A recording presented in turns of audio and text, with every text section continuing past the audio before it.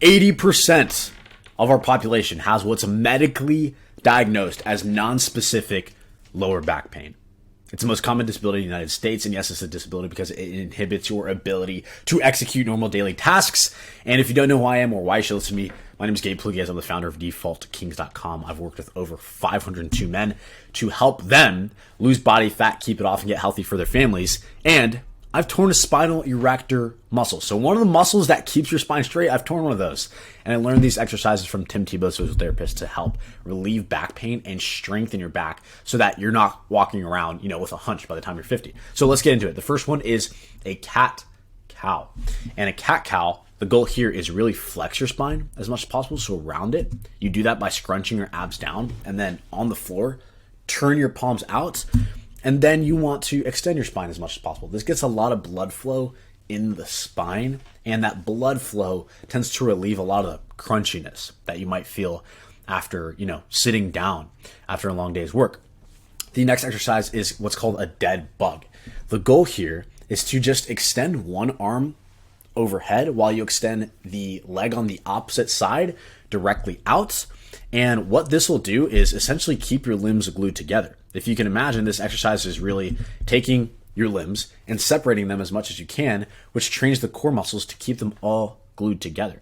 And when your limbs are more glued together, you're less likely to experience back pain, experience back injuries. Again, the goal is crunch your abs down before you actually do the exercise. You can see me crunch and then do the dead bug. Do a few sets of 5-ish reps for both of these past exercises, by the way. Then move on to what's called a bird dog. It's almost like a dead bug, but kind of upside down. You'll get in position, and again, one arm straight out with the opposite side leg straight out, and crunch your abs before you do it. Try not to be bending your spine like crazy when you shoot that leg out. It will be hard, but that's the point, right? This will also keep your limbs glued together, train the core muscles to make sure your back is actually intact. The next exercise is actually going to be a stretch. What you'll want to do is, if you picked up on this sudden movement, I grab my ankle and I shove it behind my knee. By the way, you can do this on the side of a couch. You can hang half of your body off the couch to do this if you don't have a bench. But I'll grab my ankle, shove it behind my knee, and this one, I will let my back bend. And I'll feel this deep stretch in my core, almost in the place where my kind of core attaches to my hip bone.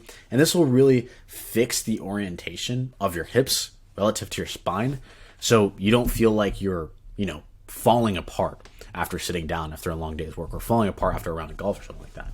The next exercise is going to be the psoas stretch, the piriformis stretch. The previous one was psoas stretch.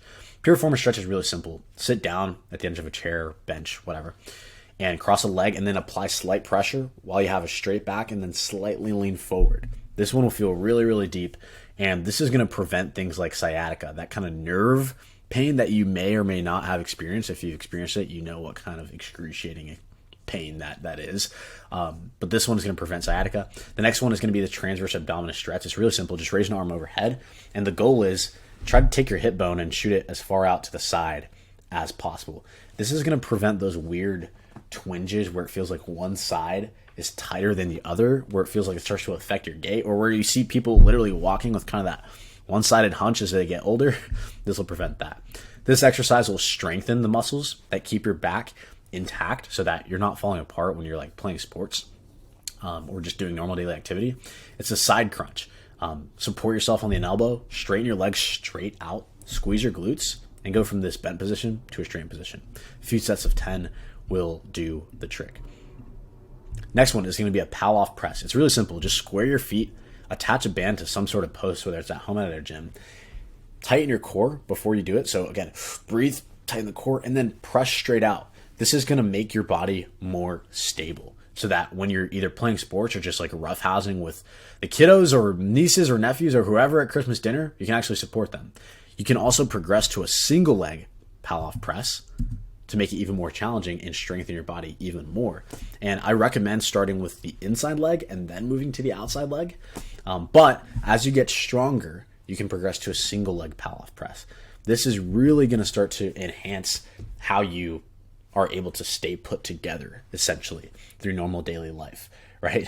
Especially if you play sports like golf or pickleball or something like that. or if you've got, a kid jumping on you at Christmas dinner and, he's messing around with you. The next one is going to be essentially a deceleration Poff press. So what that looks like is doing the Poff press, twisting, and then letting the band snap you back into place, except you try to stop it in its tracks. This is perfect for the sudden movements. How many times have you guys tweaked your back at the end of a golf swing, or at the end of, stopping hard in pickleball, or if a little kid jumps on you, or if you just sneeze too hard, right? I've definitely tweaked my back from sneezing too hard. This will prevent things like that from happening. The next one is going to be a glute bridge. It's similar to those others we did on the floor earlier, where you want to make sure there's no arch in your lower back. So you see me crunch down my abs, then press up. So this isn't just like a booty building exercise, but it actually strengthens the core to make your back stronger and prevent you from experiencing back injuries and making your whole body more resilient to movements. And the last one is going to be a medicine ball or Bosu Ball stability drill. Basically, you just get on the medicine ball or Bosu Ball and you try to stay stable on it for as long as you can. Make sure you're not sitting on your butt, because that makes it too easy. And make sure you're trying to actually get onto your knees and sit up so that you can train your body to stay stable, which prevents injuries from taking place. A stable body is a strong body. A strong body doesn't get injured. That's it. Appreciate you guys watching this video. Hope this helps. And if you want direct help, either strengthening your lower back or losing body fat and keeping it off, then you can go to defaultkings.com. See you on the next one.